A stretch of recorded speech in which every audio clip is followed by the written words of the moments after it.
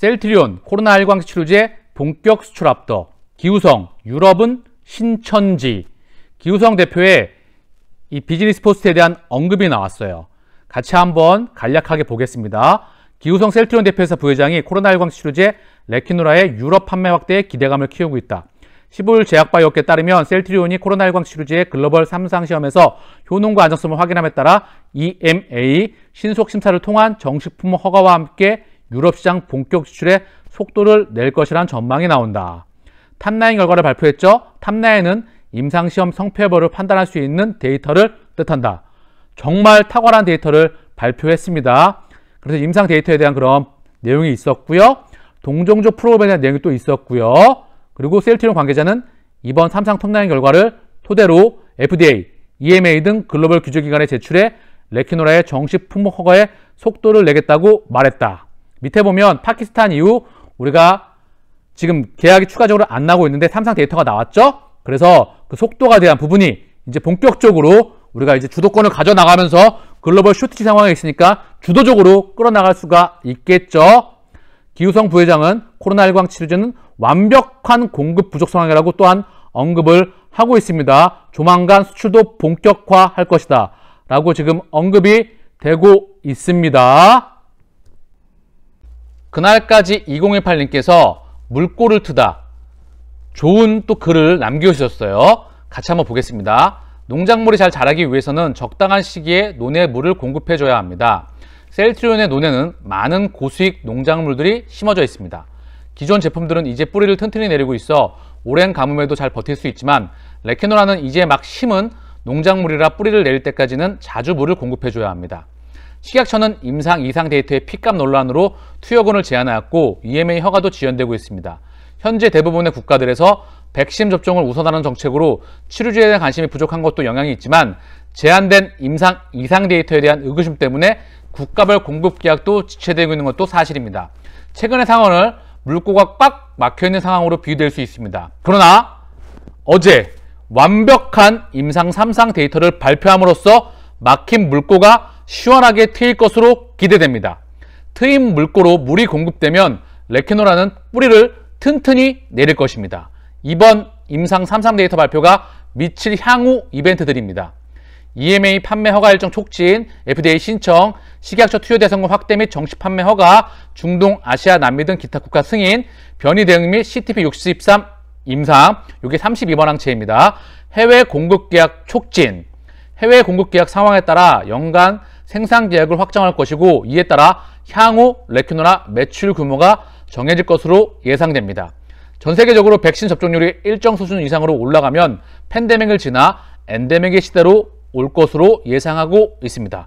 대부분의 전 세계 과학자들이 엔데믹, 코로나는 종식이 불가능하다는 부분을 인정을 하고 있죠.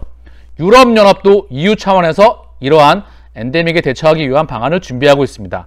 10월까지 코로나19의 방향을 바꿀 수 있는 5개의 치료제를 승인하고 먼저 3개의 치료제를 얘기를 했었죠. 레키노라, 셀트리온의 레키노라, 릴리하고 리제네론 이 3가지 먼저 얘기했었죠.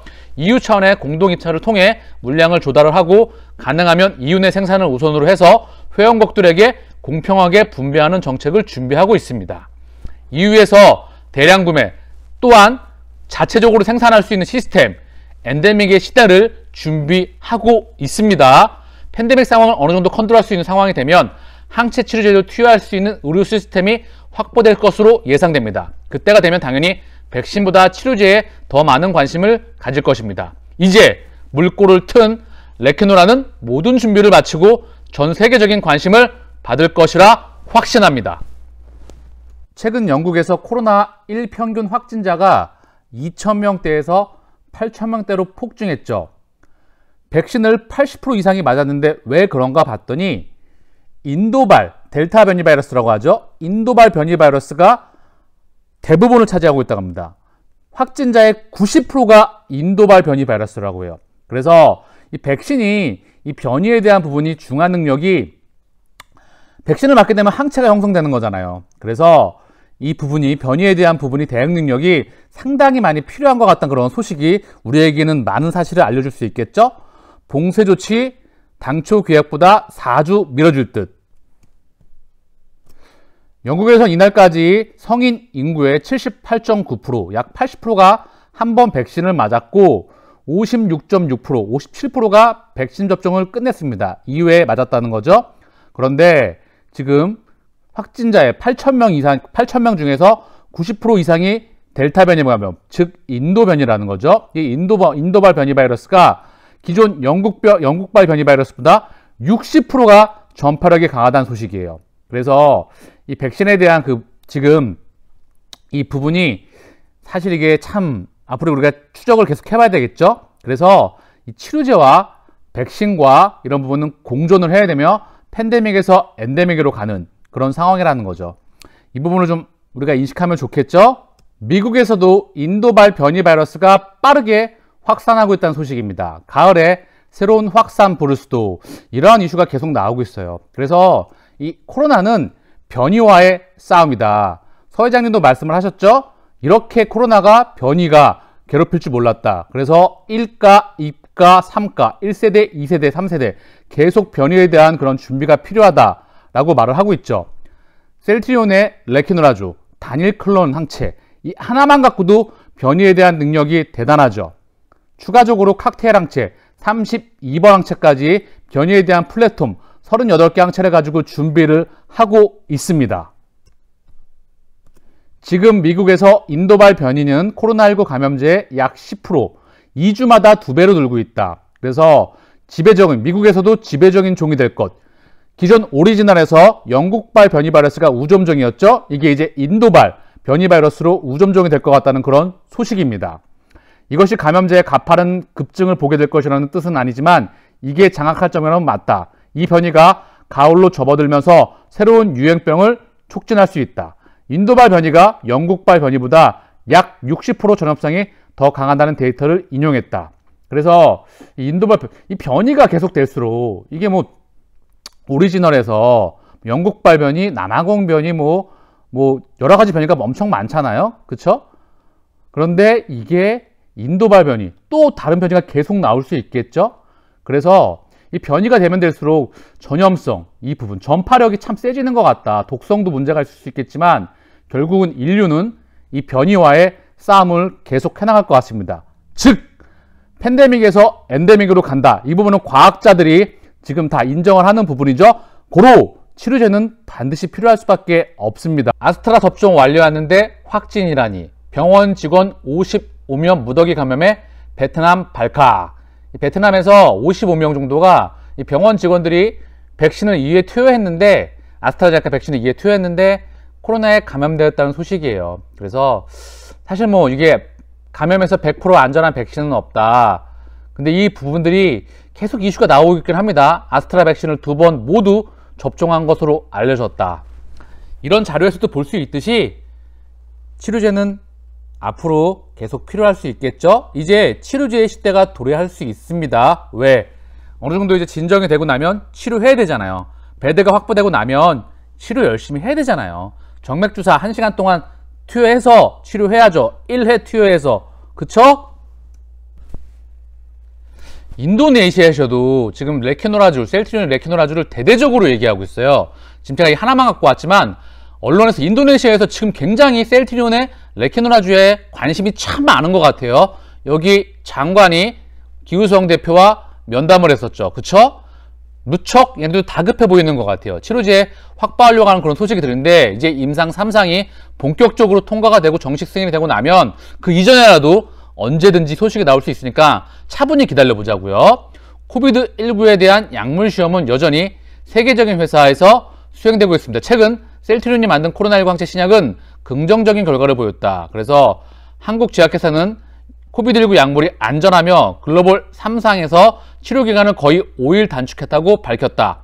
1415명이 참여한 이번 실험은 한국, 미국, 스페인, 루마니아 등 13개국에서 진행됐다고 셀트리온은 밝혔다. 그래서 이 부분에 대해서 인도네시아에서 상당히 많은 관심을 갖고 있는 것 같아요. 코로나19 항체 치료제 장기 이식 환자에도 안전하고 효과적. 미 연구팀 경증 중증도 환자 73명 대상 항체요법 적용 결과. 이게 봤더니 릴리나 리제네론 이 항체 치료를 투여했는데 이 부분에 대해서 어느 정도 안정성이 보장되어 있다. 사실 바이오의약품, 그중 항체 치료제는 부작용이 적죠. 그래서 고부가가치라고 합니다.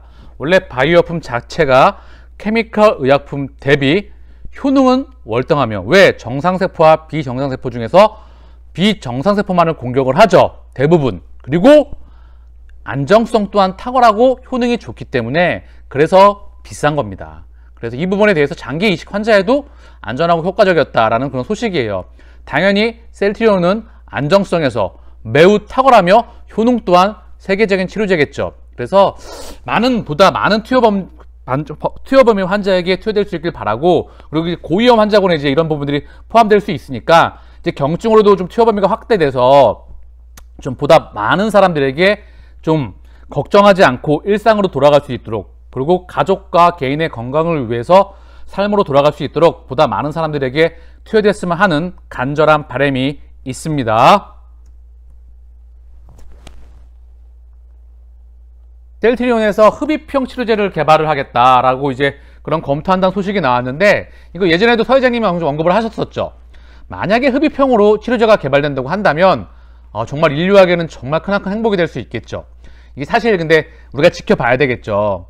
그렇다고 한다면 셀트리온은 램시마를 정맥과 피하, 그리고 경구용으로도 개발을 하고 있죠.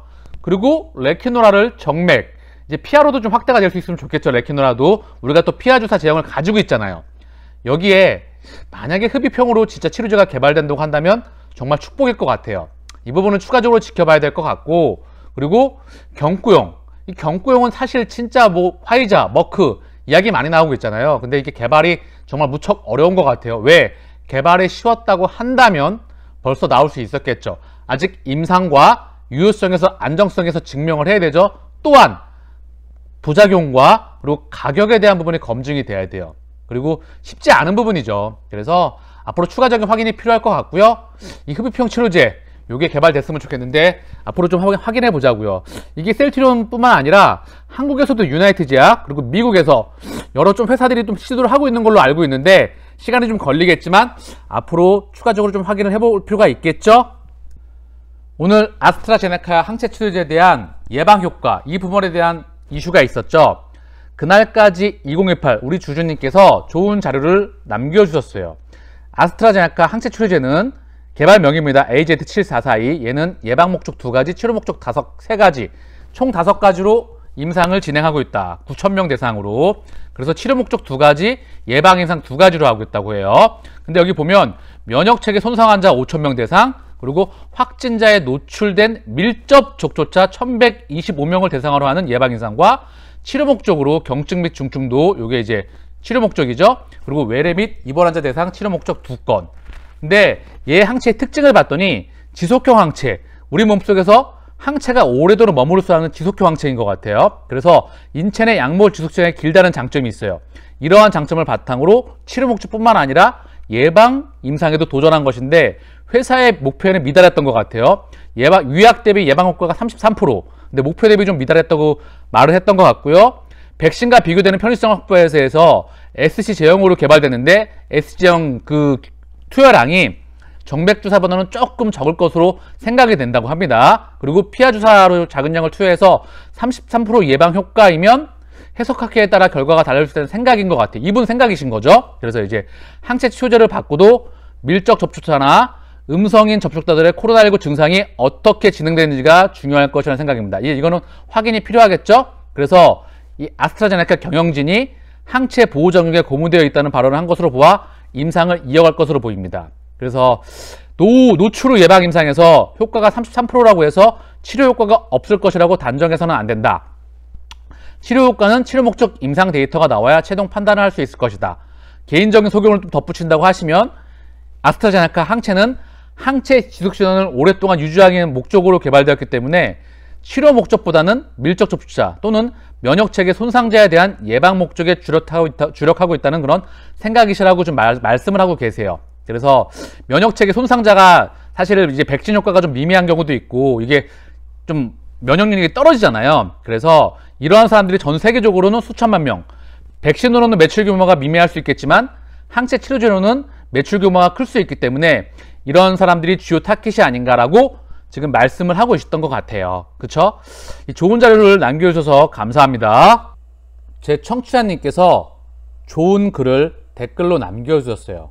좋은 기업의 주식을 흔들림 없이 보유하는 것, 그것이 훌륭한 투자자가 되는 가장 확실하고 유일한 방법이다. 졸리의 부자 되기 습관, 메리츠 자산운용의 대표이시죠? 이 말, 제가 원칙으로 삼고 있는 말과 매우 유사한 말이네요.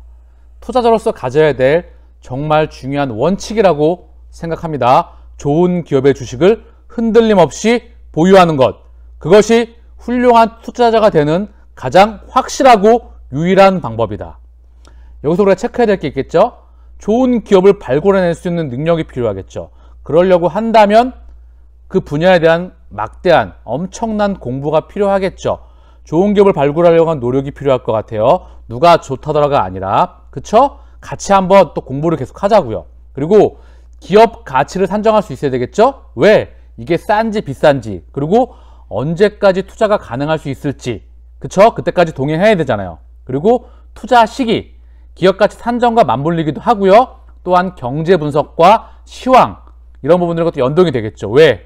멘탈을 관리해야 되니까. 그쵸? 이러한 부분들에서 좋은 훌륭한 그런 습관이 쌓이기 시작하면 반드시 장기적으로 성공하는 투자가 될 수 있을 거라 생각합니다.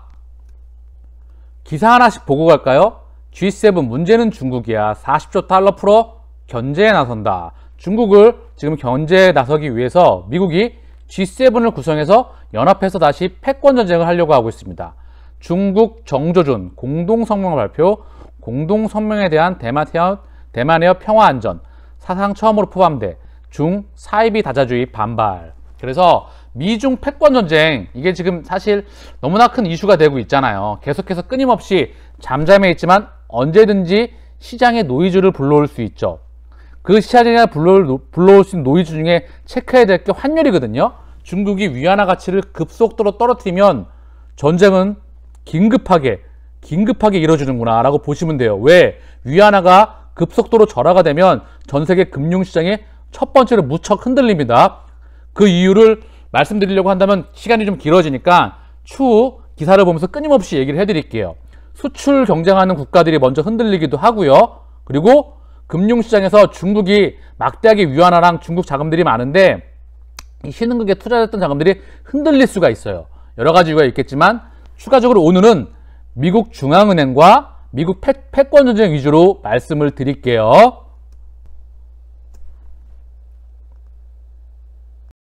미 연준 FOMC 회의 오늘 시작, 테이퍼링 논의 본격화. 시장에서 테이퍼링 이슈가 나오고 있죠. 그쵸? 미 FOMC 2대 관전 포인트, 테이퍼링과 인플레이션 신호. 11년 내 최고 미 도매 물가 6.6% 폭등, 인플레 우려 점등. 그래서 이제 인플레이션 FOMC에서 어떤 말을 하느냐에 따라서 또 시장이 또 한번 또 큰 변동성을 보일 수도 있잖아요. 큰 그림은 지난번 미국 중앙은행 20년 이 영상에서 큰 그림과 우리가 어떻게 대응해야 될지 한번 자세하게 말씀드렸던 것 같아요. 참조하시면 많은 도움이 되리라 생각을 하시고요. 오늘은 미국 중앙은행과 미중 패권 전쟁 위주로 말씀을 드릴 수 있도록 하겠습니다. 먼저 미중 패권 전쟁은 우리가 미중 무역 전쟁, 트럼프 때부터 시작된 걸로 알고 있지만 사실 2008년도 오바마 때부터 미국발 금융위기 이후에 중국의 후진타오가 미국 기축통화가 이제 안전한 통화가 같지 않다, 이제 기축통화는 좀 분배해야 되는 거 아니야? 라고 하면서 미국의 밥통을 건드렸습니다. 그래서 그때 이후로 지금까지 이어져 오고 있죠. 오바마 때는 물밑에서, 트럼프한테서는 드러내놓고 하고 있는 거고요. 그리고 바이든한테서는 계속돼서 패권을 가진 국가는 이 부분을 양보할 수 없습니다. 절대 왕권은 절대 양보하는 게 아니죠. 중국이 사실 덩샤오핑이 중국의 경제를 개방하면서 굉장히 발전시키는 입지전적인 인물이잖아요. 근데 덩샤오핑이 미국은 절대 건들지 마 라고 했는데 후진타오 때부터 이빨을 드러내면서 시진핑 때까지 계속해서 이어져 오고 있습니다. 5가지 분야에서 먼저 금융, 무역, 산업, 그리고 원자재, 그리고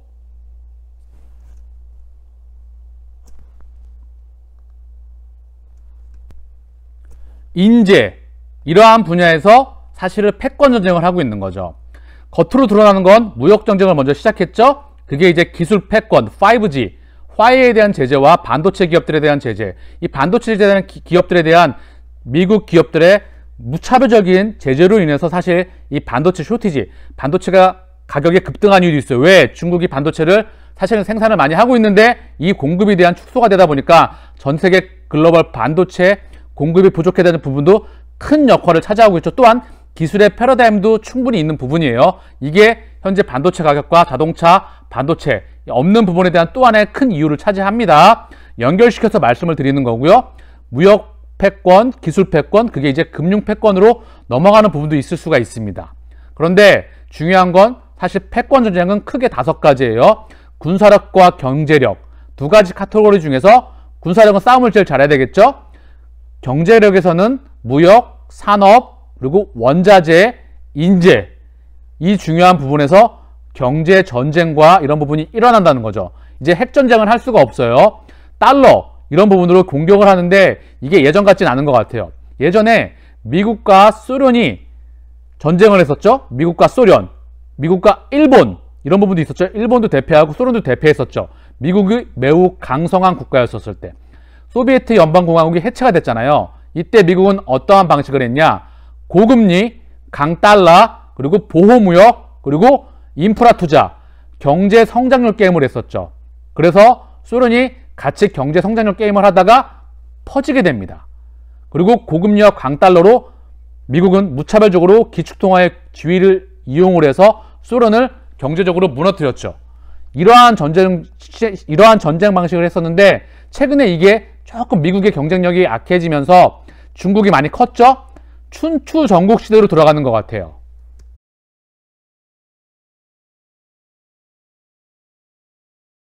미국이 GDP 규모가 전 세계 1위죠. 24%에서 25%, 아직도. 그러나 전성기 때보다 많이 좀 줄어들고 있죠. 물론 아직도 미국에 대한 영향력이 세계에서 가장 크지만, 달러를 가지고 세상을 지배하고 있지만 중국이 벌써 예전 같으면 죽었어야 되는데 이제 죽지 않고 아직도 패권 전쟁을 벌이고 있죠. 춘추 전국 시대에 들어가고 있다는 겁니다. 이게 현재 테이퍼링 이슈가 나오고 있는 미국 중앙은행의 큰 그림을 보는 데 있어서 좀 도움이 될 것 같아요. 왜냐하면 미국의 중앙은행은 민영이에요. 51개 주를 12개 권역으로 나눠서 12개 연방은행이 지금 시스템, 결정을 할 수 있는 그런 권한을 갖고 있거든요. 한국은 한국은행, 한국중앙은행, 정부가 운영하는 국영이죠. 근데 미국은 민영이라는 겁니다. 이게 바로 유대인과 관련이 있겠죠? 그래서 이 12개 연방은행, 상업은행들이 다 모였던 것들을 12개 연방은행으로 모았던 거겠죠? 얘네 먹고 사는 시스템은 3가지예요. 첫 번째, 국채. 상업은행들이 미국 정부의 국채를 많이 보유하고 있잖아요. 그리고 미국 정부의 돈을 빌려주고 이자를 받는다는 거죠. 굉장히 오랜 기간 동안 망하지 않는 이자 수입을 미국 정부에게 빌려주고 안전한 수입을 받고 있습니다. 첫 번째. 두 번째, 예대마진. 은행이니까 예대마진이겠죠? 그리고 세 번째, 이게 가장 예전에는 컸어요. 제가 지난번에도 말씀을 드렸지만 벤 버냉키 시대와 벤 버냉키 시대 이전과는 미국 중앙은행이 움직이는 시스템이 매우 다르다고 말씀드렸잖아요. 벤 버냉키 이후에는 자산관리와 실물경제 시장을 무척 신경 썼죠. 그런데 벤 버냉키 이전 시대에는 인플레 파이터란 말이 있었어요. 이게 무슨 말이냐? 미국 중앙은행은 크게 4가지의 역할을 갖고 있어요. 첫 번째, 경기를 떠받칠 수 있는 역할. 경기를 항상 안전하게 만들어야 되겠죠? 미국 정부 정책을, 두 번째, 미국 정부 정책을 보조하는 역할. 그쵸? 정부 정책과 호흡을 맞춰야 되겠죠? 펄리시 믹스라 그래가지고 중앙은행과 정부 정책은 늘 통화정책과 재정정책, 늘 호흡을 맞춰야 될 부분이 있겠죠? 특히 미국 재정장관, 재무부 장관과 미국 중앙은행 계속 시스템으로 연동돼서 회의도 하고 그러잖아요. 세 번째, 여러분, 제가 지금 중앙은행에 대해서 녹화를 하고 있다가 이런 생각이 들었어요. 밤 10시 44분인데 이 양털깎기에 대한 부분과 조금 더 자세하게 어떠한 시스템을 가지고 있는지 그림을 그려가면서 포인트 있게 이렇게 알기 쉽게 설명을 해드리고 싶은데 그러려고 하면 시간이 더 많이 늦어질 것 같거든요. 그래서 정말 포인트 있고 알기 쉽고 맥을 짚어가지고 그림을 그려가면서 다음 영상에서 정말 죄송하지만 말씀을 드리겠습니다. 약속드릴게요.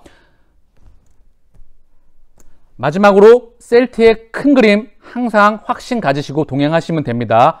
셀트리온의 실적은 이제 1.8조이죠. 아직 갈 길이 너무나 멉니다. 기존 3총사 말고도 새로운 3총사가 추가가 되죠. 램시마 SC. 이게 미국에서 신약으로 또 2038년까지 출시가 될 예정에 있습니다. 또한 레케노라가 추가가 되고 유플라이마, 전 세계 바이오품 중에서 가장 큰 거죠. 퍼스트 무버로서 유럽에 출시합니다. 공매도 잔고가 큰 그림에서 보면 1200만 주에서 400만 주대 3분의 1 줄어들었어요. 그리고 대차 잔고도 3000만 주 이상에서 1100만 주 3분의 1 토막 줄어들었습니다.